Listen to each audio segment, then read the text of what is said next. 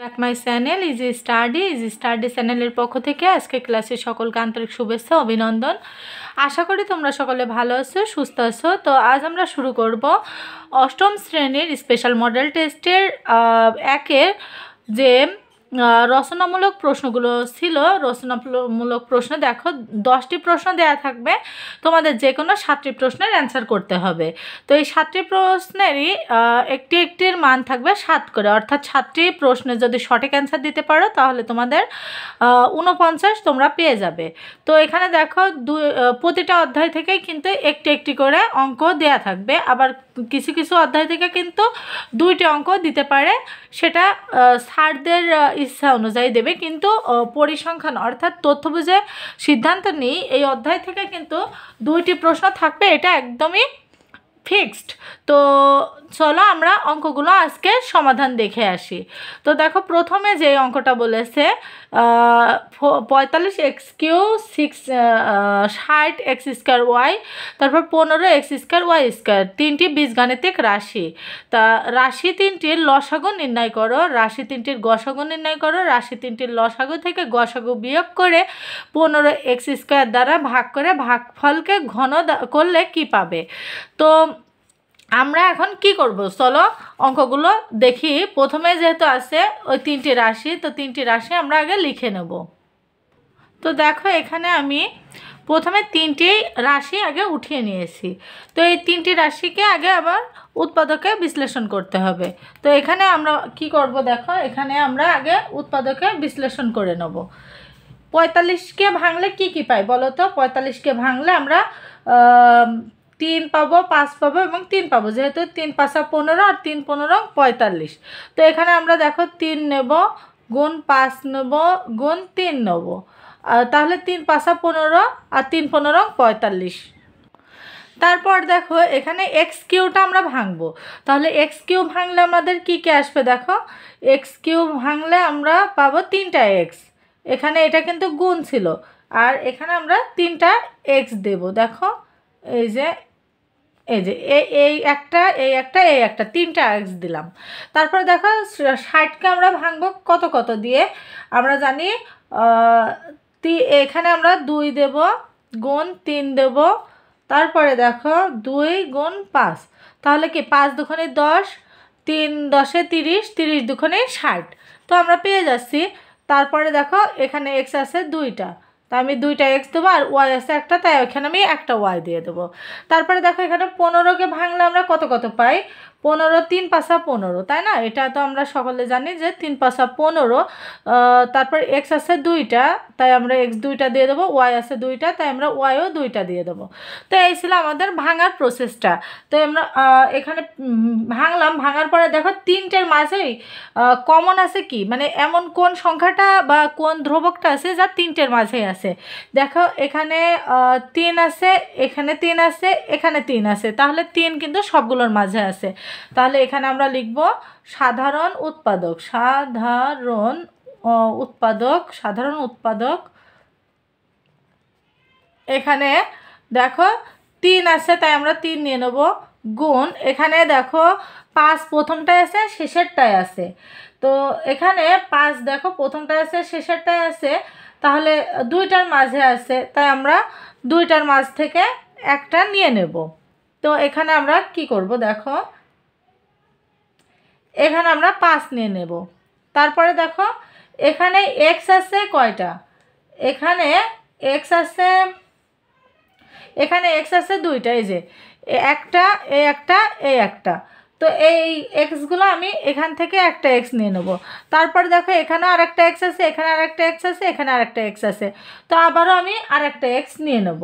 তো নিয়ে নেওয়ার পরে দেখো গসাগু যেহেতু বলেছে, তো গসাগু আমরা পেলাম কত, 3 × 5 = 15, আর এই এখানে 2টা x আছে, তাই x²। এটাই কিন্তু ছিল আমাদের ক নম্বরের অঙ্কটা। তারপরে দেখো খ নম্বর অঙ্কটা কি বলছে। খ নম্বর বলছে রাশি 3টি, এখানে আমরা তারপরে দেখো আমাদের খ নম্বরটা বলছে রাশি তিনটির গসাগু নির্ণয় করো। তো এটা আমরা ওই সেম প্রসেসেই করব। সরি, এখানে এটা কিন্তু আমাদের লসাগু ছিল, এটা লসাগু ছিল। গসাগু এইভাবে আমরা বের করে নেব। নেওয়ার পরে ওখান থেকে আমাদের যে কয়টা থাকবে সব কয়টি নিতে হবে। নেওয়ার পরে দেখো আমাদের যদি এখানে আমি তো ক নম্বরে যেহেতু আমি এতটুকু করে রেখেছি, তো খ নম্বরে আমি শুধু উপর থেকে লিখে দেবো। দেখো এই যে ক নম্বরেও কিন্তু এই অংশটা করতে হবে। তো আমি এখানে যেহেতু মাত্রই করে দিলাম, তার এইটা না করে এখানে আমি জাস্ট লসাগু লিখে দেবো। না, গসাগু বের করতে বলেছে, গসাগু লিখবো। লেখার পরে দেখো গসাগুতে আমরা যে কয়টি আছে সব কয়টি নিয়ে নেব। তো এখানে আমাদের ছিল দেখো 3 ছিল, 5 ছিল, তারপরে আবারও 3 ছিল, তারপর 2 ছিল। 2 কিন্তু 2 বার ছিল। দেখো এখানে একবার 2 ছিল, এখানে একবার 2 বার ছিল। তো 2 বার ছিল বলে তাই আমি 2 বার নিয়ে নিয়েছি। তারপরে দেখো এক্স আছে 3টা, তো এক্স আমি 3টা, 1 2 3, তো 3টা নিয়ে নেব। আর ওয়াই আছে 2টা, তাই আমি 2টা নিয়ে নেব। তো নেওয়ার পরে এখানে দেখো আমাদের গুণ করলে কত আসছে, গুণ করলে আমাদের 180 আসে। তো 180 এক্স কিউ, 3টে এক্স আছে তাই এক্স কিউ, আর এখানে হচ্ছে ওয়াই স্কোয়ার। তো আমি ভিডিওর প্রথমে একটু বলে দিতে চাই, আসলে আমাদের এখানে আজ বিদ্যুৎ নেই, যার কারণে ভিডিওটা তোমাদের হয়তো দেখতে একটু অসুবিধা হচ্ছে ইলেকট্রিক প্রবলেমের জন্য। তো তোমরা প্লিজ একটু কষ্ট করে আজকের ভিডিওটা একটু দেখো, তারপরে কাল থেকে আর এই সমস্যাটা হবে না। তো তারপরে দেখো গ নম্বরটা বলছে রাশি তিনটির লসাগু থেকে গসাগু বিয়োগ করে 15x² দ্বারা ভাগ করে ভাগফলকে ঘন করলেই হয়ে যাবে। তো এখানে দেখো আমরা কিন্তু ক নম্বরে এই যে 15x² পেয়েছি, আর খ নম্বরে পেয়েছে 80x³ তো এইটার ওইটা বিয়োগ করব। বিয়োগ করার পরে আমাদের আবার 15x² দিয়ে ভাগ দিলে যে মানটা আসবে সেটাকে ঘন করলে কিন্তু অঙ্কটা হয়ে যাবে। তো আশা করি তোমরা এই অঙ্কটা পারবে, আর পারার কথা, কারণ এই অঙ্কগুলো আগেও আমরা করেছি। তো তারপরে দেখো 3 নম্বর অঙ্কটা বলছে শিপ্রা বড়ুয়া কোনো ব্যাংকে 3000 টাকা জমা রেখে 2 বছর পর মুনাফা সহ 3600 টাকা পেয়েছেন। সরল মুনাফার হার নির্ণয় করো। তো সরল মুনাফার হার বের করার আগে আমাদের কি করতে হবে, সরল মুনাফা বের করার সূত্রটা আমাদেরকে জানতে হবে। তো সরল মুনাফার সূত্র হচ্ছে I = PRN। তো এখানে দেখো পির মান দেওয়া আছে 3000, অর্থাৎ আসল যেটা সেটাকে আমরা পি বলে থাকি। তো আসল হচ্ছে পি, আর সময় দেখো n = 2 বছর। আর আসল এখানে আবার 2টা আছে, যে মুনাফা সহ 36,000 পেয়েছে। তাহলে কি এখানে মুনাফা বের করতে হলে আমাদের এইটা থেকে এটা বিয়োগ করতে হবে, তাহলে কিন্তু আমরা মুনাফাটা পাবো। আর মুনাফাকে আয় দ্বারা প্রকাশ করতে হয়। তো তাহলে আমাদের প্রথম কাজ দেখো, এখানে আমরা যদি গ নম্বরটা করি, তো এখানে আমাদের গ নম্বরে প্রথমে এই ধরনের অঙ্কগুলো করতে হলে আগে এই সাইডে একটা দাগ দিয়ে এখানে লিখে নিতে হয়। তো এখানে লিখবো। লেখার পরে দেখো আমাদের পির মান পেয়েছি কত, 3000। পির মান পেয়েছি 3000, তারপর এনের মান পেয়েছি 2 বছর। তো 2 বছর লিখবো। আর এখানে আমাদের আয়ের মান হচ্ছে মুনাফা সহ আছে, তাই এখানে আমরা এখানে এ থেকে পি মাইনাস করব। তাহলে এর মান কত আছে, 3600। এর মান কিন্তু 3600 ছিল, আর এখানে আমরা 3000 পেলাম। তো এখানে এই 3600 থেকে 3000 বিয়োগ করলে আসে 600। তো এইটাই হচ্ছে আয়ের মান। আর মুনাফা হার বলেছে, তাই আমরা আয়ের মানটা বের করব। তো এখন আমরা এই যে মানগুলো পেলাম, এই মানগুলো জাস্ট সূত্রে বসে দিলেই হয়ে যাবে। তো সরল মুনাফার সূত্রটা হচ্ছে I = PNR। কিন্তু আমরা জানি যে যেই রাশিটির মান বের করতে হবে সেই রাশিটা সবসময় বাঁ পাশে রাখতে হবে, কিন্তু এখানে দেখো ডান পাশে আছে। তাহলে কি করতে হবে, আমাদের এই সংখ্যাগুলো এক্সচেঞ্জ করতে হবে। তো এখানে এই যে PNR নিয়ে আসবো, আর এখানে আই নিয়ে আসবো। নিয়ে আসার পরে দেখো এখানে এই যে আর এর মান বের করতে বলেছে, তাহলে আর এর সাথে যে রাশিগুলো থাকবে সেটা অপোজিট সাইডে নিয়ে যাব বিপরীত চিহ্ন যুক্ত করে। তো তাহলে এখানে আর এর সাথে PN কি আকারে আছে, গুণ আকারে আছে। তো গুণটা ওই পাশে গেলে কি হয়ে যাবে, ভাগ হয়ে যাবে। তাহলে দেখো এখানে আর = এখানে আই আর এখানে পিএনটা গুণ ছিল, তাই এখানে ভাগ দিয়ে দেবো। দেওয়ার পরে দেখো এখানে আয়ের মান কত ছিল পেয়েছে, আয়ের মান আমরা পেয়েছি 600, তাই 600 দিয়ে দেবো। পির মান পেয়েছি 3000, তাই 3000 গুণ এনের মান 2 বছর। তো এখানে আমরা কি করব, দেখো এখানে 600 রেখে দেবো, আর এখানে 3000 দোকানে 6000, তো এখানে 6000 রাখবো। এই দেখো এই দুইটা শূন্য আর এই দুইটা শূন্য যদি ভাগ করে দিই, তাহলে আমাদের কিন্তু 6/60 আসছে। তো 6 আর 6 কেটে দিলে কত, 1 আর এই শূন্য, তাহলে কি 10 আসছে। তো এখানে 10 এসেছে, কিন্তু আমাদের জানি আমরা মুনাফা হার বের করতে বলে তার সাথে আবার 100 গুণ করতে হয়। তো এখানে যদি আবার আমরা 100% দ্বারা গুণ করি এখন, তাহলে আমাদের কত আসবে, দেখো এই যে 1 ভাগ এত, তাহলে এটা আসবে আমাদের 10%। আশা করি তোমরা বুঝতে পেরেছো। তো এটা ছিল আমাদের 3-এর ক নম্বর অঙ্কটা। তো তারপরে চলো 3-এর খ নম্বর অঙ্কটা দেখি। 3-এর খ নম্বর বলেছে 3000 টাকা একই হার চক্রবৃদ্ধি মুনাফায় জমা রাখলে 2 বছর পর চক্রবৃদ্ধি মূলধন কত হবে। তো এখানে আবার আমাদের 2 বছর পর বলেছে, তাহলে এখানে সময়টা হচ্ছে n = 2 নেব। কিন্তু এখানে এই সময়টা আমরা নেব না, এখানে যেহেতু 2 আবার নতুন করে দিয়েছে, তাই এই 2টা নেব। তারপরে দেখো এখানে পির মানও পেয়েছি, আর এর মান তো আমরা ক নম্বর থেকেই পেয়েছি। তো মূলধন চক্রবৃদ্ধি মূলধনের সূত্রটা কি বলো তো? চক্রবৃদ্ধি মূলধনের সূত্র হচ্ছে C = P × 1 + R⁻n।